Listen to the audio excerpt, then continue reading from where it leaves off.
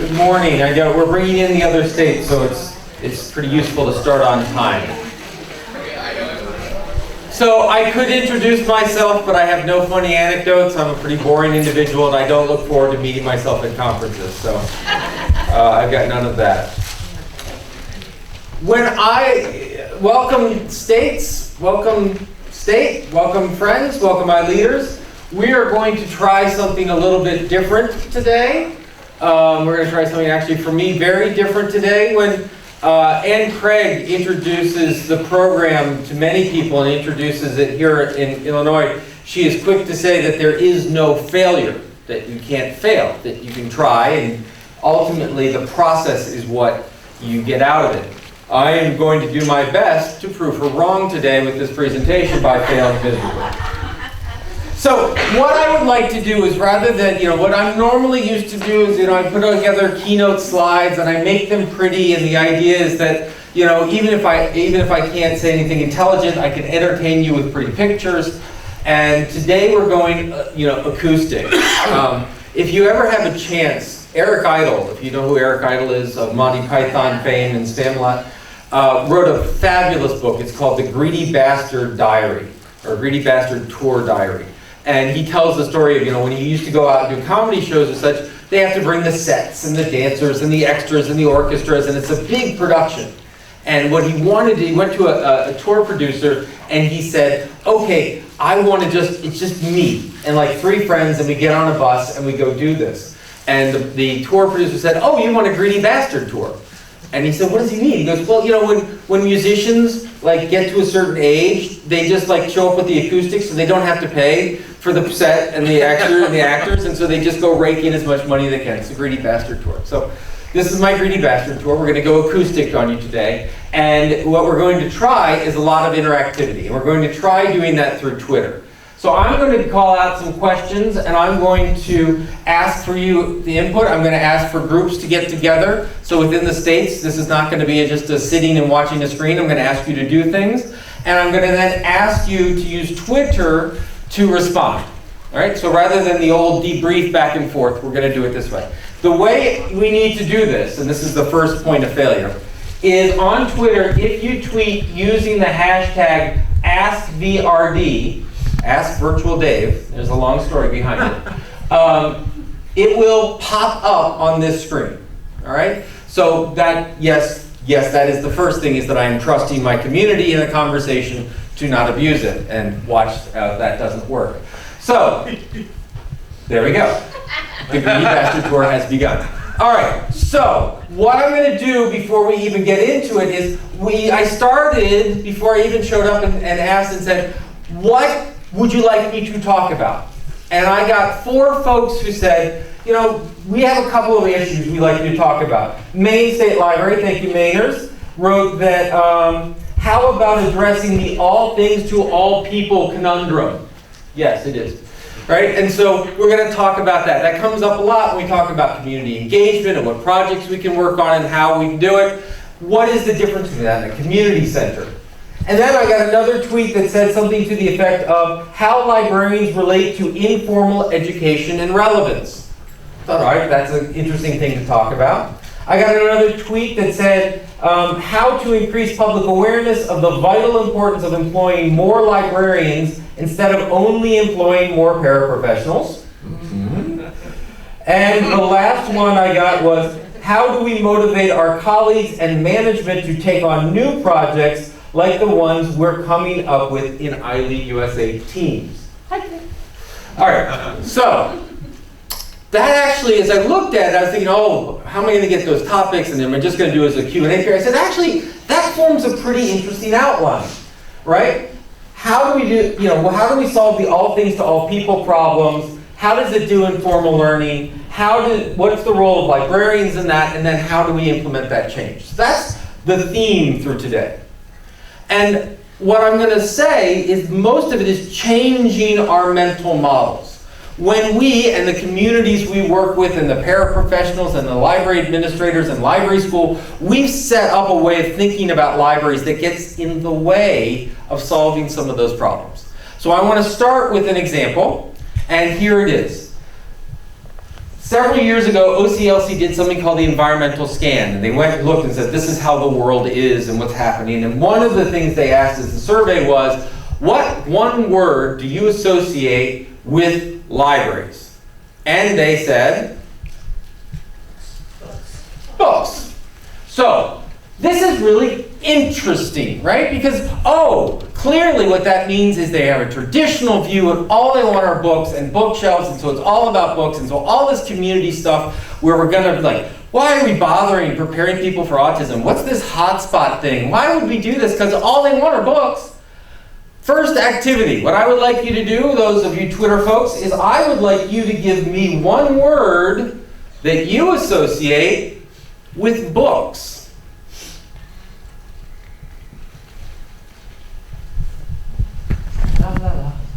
So tweet out using the AskBRD tag. All right, there we go. We got one. See, this is the problem with these Twitter walls, is how fast they refresh. Moldy, dead bugs, learning, right? Couple more as they come in. Right? Knowledge, pleasure, dust. Right? So my point of this is, when you ask the question, you kind of get the response you want. But how you interpret those responses are very different. When people said books, did they mean imagination? Did they mean passion? Did they mean escape? Did they mean love?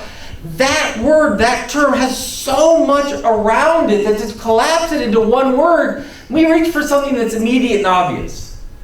And actually, it is us that probably read into that one way that wasn't necessarily intended when our communities used it. We interpret it as things and activities and what we did in the past and tradition. But that's not necessarily what people associated with that word. So we need to begin to change our mental models and how we think of libraries. Now, libraries have been doing this for a long time, right? So how are we going to solve the all things to all people problem? How are we going to make libraries about adventures and reading and learning and escapism and love and passion and all those wonderful things? Right? Because if we keep doing that, then what happens is we as librarians have to be tax experts and reading experts and early childhood experts and this expert and that expert. Right? If we keep looking at doing what the community wants, how do we do it all? And how do we not lose our identity in doing that? All right, so that's what I want to start talking about. So I, first of all, think that we in libraries need to give ourselves a hell of a lot of credit. Because in the past 20 years, we have made an amazing conceptual, mental change, paradigm shift, sea change, use whatever word you want, around the notion of collections. All right, so this isn't the Library 2.0, all that stuff that Michael was talking about. Yes, what's core here? Fundamental, basic, good old-fashioned cataloging, mark record, transformation. And it goes like this. Think about what we had in the collections. Books. And then we had journals and subscriptions. And then eventually we changed it so we allowed paperback books in our collection. And that was very exciting. And then we made that wonderful leap to VHS tapes. Thank God we made that leap, right? But something happened when we moved online. It started with CD-ROMs. It actually started with this, remember CD-ROM towers? You have to go check out the database you want and load the CD. And then we had 10 disc changers that we could work with. And like the publishers would take the book and charge you 500,000 times more for the CD, etc. When we adopted that, when we embraced those CDs and those electronic databases, and later through the web interface, we made a fundamental change in our mental models of what a library collection was. It went from things that we owned, things that we selected, things that we organized, shelved, whatever, to suddenly we moved to things that were licensed, things that we didn't own, things that were organized by a third party, and things that we had no selection involvement in whatsoever. I mean, think about it. When you brought the CD-ROMs, or today when you go search Elsevier database, It's full of things that you have no idea what's there. You have no idea about its quality, you have no idea about its provenance, you have no idea about its accuracy, but yet we have in our world changed collections and libraries from stuff we own and warehouse to stuff we provide access to. We need to give ourselves credit for that major, massive shift, because it was. And I would argue that we start to talk about making another major mental shift, which is into this community engagement, community as collection. It's time to make that shift. And there are perils to doing it. But this is how it goes. While we've made this shift in terms of our collections, I would argue we have not made these shifts yet in terms of our services and our programming. Right? So what we seek to do is we seek then to serve, right? So we know how it used to be. We appeal a question, they came up to a desk, we answered and walked away. We got really excited, we put a phone there, got really, really crazy, and we allowed them to email us, and then, oh my God, SMS messaging. Clearly the apocalypse is upon us because librarians are tweeting reference questions, right? What I want you to do now, Twitter again, ready? What I want you to do now is I want you to tweet for me services other than traditional reference services that you have either read about, talked about in your library, or implemented recently. Baking pen collections, maker spaces. Give me some tweets of some services that we now provide to our communities that maybe 20 years ago we didn't. Gaming, circulating science kits. This is fun.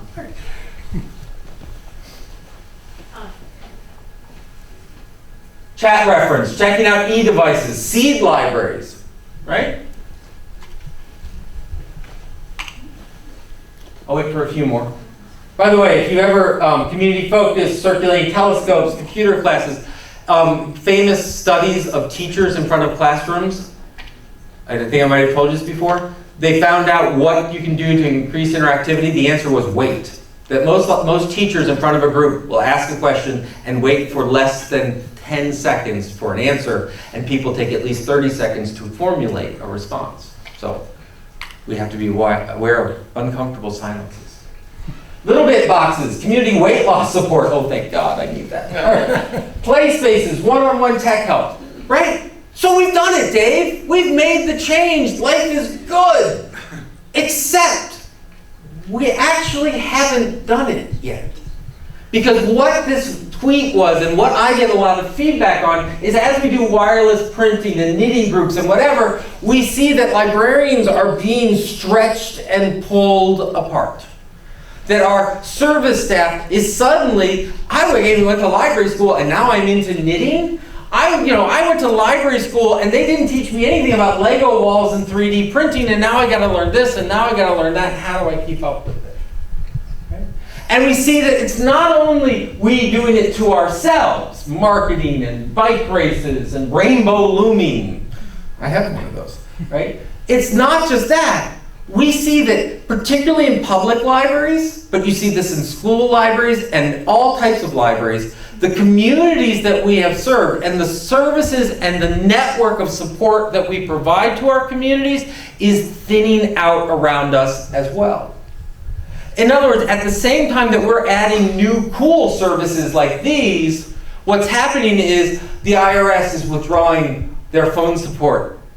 This year, they didn't print enough forms to provide to libraries, right? So we became printers. Right? At the same time, social services is cutting back the people that are outside of the major urban areas, and so suddenly social work is showing up at our door. Right? We see all types of services in the public sphere are beginning to recede. What they're doing is they're taking their intermediated human services, throwing up a web page, and stepping back and going, if you have a problem, go to the web page. And so we're literally in a situation where someone who has no computer skills and needs paper tax forms is being told by the IRS to go online to get the paper forms because they can't go online. And who's left picking up the slack? Public libraries. And you say, oh yes, well that's a public library problem. But if you're an academic librarian, We see the idea that suddenly we're working on lots of freshman orientation, but things are falling through the cracks like, well, who's teaching them about food service and what's a bursar and all these kinds of things. And so we're seeing this idea that suddenly libraries are stepping in to do things like MOOCs, do things like flipped classroom, doing things like resources, and they're being pulled apart as well. School libraries with the focus on Common Core and standards, all the enrichment activity, all the inquiry-driven instruction is happening in the library. And so librarians are picking up the slack because they have kids that are desperate for going beyond what the 5.3 standard is, and the libraries are the only necessary slack in their communities to do it. So we're being pulled apart. We're being all things to all people. Not only are we being all things to all people, is how do we respond to this? Well, that's no problem. Librarians will become social workers. Librarians will become scientists. Librarians will become tax experts. We'll go to professional development. We'll watch webinars, and we'll keep training librarians. I'm speaking about public libraries and STEM education. And the answer is not to turn librarians into STEM educators. Right? They said, oh, librarians will offer this. So back to the fresh produce group with the exchange, right? The step that we're taking with the fresh produce is great. So the idea is that you can share programming among libraries. I may not get the, but for the folks out there. So that you can shadow people, so that you can put on that, you can drag librarians in to repeat the project, or you can document them and share the documentation of them. Well, in STEM programming, I hate to say this, but if you look at the backgrounds of most librarians, there's a lot of English and humanities degrees, right? And so those few people who have STEM backgrounds or STEM interest and become STEM folks, they become a rather rare commodity. And so the number of services that we can offer and programs around STEM becomes limited to the librarians who have that expertise. And the solution isn't to turn every librarian into a STEM expert. You want to know why? Because at the same time, we're trying to teach them to be tax experts and reading experts and 3D printer experts and Loom experts and what, right? It's just, we can't do it. We tried. Our answer, by the way, is yes, we can. We have books on that topic. Because our collections, right? And so one of the questions that I often get is, why should libraries be doing this? My God, librarians have no expertise in STEM. Yeah, so they shouldn't buy books on science either. We don't ask that about our collections. We never go into a collection of a public library, an academic library going, do you know what's in all of these books and are you experts in them all? No. We don't see that as a problem. And yet when we talk about our programming, no, we must be experts in this topic. So, what's the solution for this? What's the crazy nature? The paradigm shift we have not made is that we look at service as a wall. With our collections, we created a porous collection, meaning we allowed lots and lots of different kinds of input and feedback in that collection. Suddenly we were allowing books in and videos in and digitized resources and online databases and journal articles and blog sites and all this. We opened up the collection to the community and said, we are going to be pretty damn promiscuous in what we allow in it. But in our service side, which we've always looked as being community-facing and flexible, what have we done? We've said, no, we're the librarians, we serve you. The most arrogant question a librarian can ask of their community member, how can I help you? You sit there and go, that doesn't sound really arrogant. Sounds like a good question. How can I help you implies, one, you can't necessarily help me, and two, I can help you. I spent a time at an Ivy League university for a semester, and it happens to be in the Northeast and Cambridge, Massachusetts. And people asked, oh, Dave, those Ivy Leaguers, they must have been a little arrogant. I said they were the most wonderful, warm people you can imagine. They let the buildings be arrogant for them, right? Right? So they don't need to say, hi, I'm at Harvard. It's just like, oh yes, that building, that's where we keep the $1 billion endowment. They don't have to spend the time. But where it shows up is when you go to them and say, hey, I have an idea. Can we try this? And they're like, no, really, we're here for you. Do you want me to give a speech? No. We're really, this is an experience where you can learn. In other words, there's nothing that I could do for them. So instead of saying, how can I help you? The question is, what are you passionate about? Because what they're passionate about is maybe I can help them, but maybe I'm also going to learn a lot about this topic. Because we know a good reference interview is a two-way learning street. It's the idea of, what question do you have? Oh, can you tell me a little bit about it? What do you know? Right? So we're learning together. So in truth, it's not how can I help you, it's how can we work together on this topic. But we have this wall of service.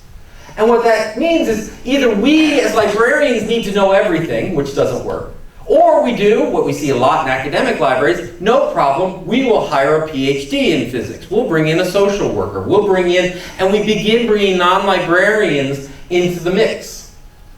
Now, there's nothing wrong with non-librarians working in libraries. I'm actually a big fan of non-librarians working, and I have a very broad definition of librarian to begin with. But the problem is when we bring them in, we treat them like non-librarians, right? It's like, oh, it's great to have a social worker. Yay. I'll send all my problems to you. Right? And we don't enculturate them. We don't spend time to go, by the way, did you know privacy is important? By the way, do you know that freedom of information is really important? Have you ever thought about the ethics of what we're doing? Have you ever thought about the service that we've done? So we bring them in and they become stovepipes in our organizations. We see this, by the way, in the iSchool, being a little self-reflective. The iSchool movement, where we moved from library science programs and then we started saying, oh, we'll bring in people in communications and technology. And we brought them in, and they all started saying, well, great, we're all in the technology and information business, it works well. We just sort of forgot that we had these values that we were part of too. It's not just, can I do it? It's, should I do it? And so over time, that's led to this rift where the LIS programs sit over in the stovepipe, and we become the service people, the nice people, and the values people. And over on this side, they're the technology and engineering people. But the problem is, to be of service, you need technology and engineering, and to do good technology and engineering, you need values. We need to enculturate folks. So either we bring in people and stovepipe it, or we end up with, now what's the difference between a community center and a library? I mean, you're doing 3D printing, and you're doing knitting and weaving, and why is that a library? What's going on? So this wall becomes a division between us. So what is the solution, right? We end up with a diffuse concept of what a library is. I know you can't see the slides for me. We become jack of all trades, master of none. By the way, the failure, future apocalyptic scenario for the public library is not that we go away because people think we're obsolete. It's because we start doing so many things that we start doing them poorly, and people begin holding us up as an example of failed government. You think that the Tea Partiers are pissed off at their taxes now? Wait till they sit there and go, what am I paying for? I'm paying for games, I'm paying for Minecraft, I'm paying for looms, and they don't even do it well. It's not going to work. So what's the solution to this? The solution to this is for us to understand that that community is our collection, and just like we can refer people to books and we can collect on multiple topics, we do it with our communities as well. You want to teach STEM education? Find a professor. You want to teach STEM education? Find an engineer. And what's great about this is if you find a local engineer, you're building a network and weaving a community together, so the next day when they have additional questions, they have people to go back and forth and back to, etc. So what I want to do is I want to do a little demonstration. So welcome, we're going to do a little work here. So what I want you to do out in the States and here is I want you to stand up. More interaction. Stand up. And I want you to find a partner. So, find a partner. All right? Okay. Look at your partner. I want one of you, by the way, I'm stealing this from a really brilliant mediator called Cheryl Gould, which I hope we can get in. So this is her task, but I want to give her credit. One of you in the team, I want one of you in the team to do your best impersonation of an apple, and one of you to do the best impersonation of a banana. Banana? Apple. Come on. Hands up. Hands around. I need one apple and one banana. One of you is an apple, one of you is a banana. All right? Remember whether you're a banana or an apple. Okay. All right, you can put your hands down. Now, Now we have an A and a B. Huh? A and a B. For 2 minutes, I want your apples. I want you to tell your bananas. All right, so stick with me for the whole thing. Apples, tell your bananas 2 things you're passionate about. Can't be work-related. Gardening. I love science fiction movies. I love whatever it is. Like from an apple perspective? Nope. What's your interest? Caterpillars and avoiding. No. The apple banana thing was just to get you A's and B's, all right? So, tell your partner 2 things you're interested in. Your partner will pick one. For 2 minutes, uninterrupted, you will tell that partner everything you know and love about that topic, right? So, I say, I'm interested in sci-fi and gardening, and you say, tell me about sci-fi. For 2 minutes, I'm going to talk about science fiction. Okay? All right. Ready? Give your partner your 2 topics and pick one.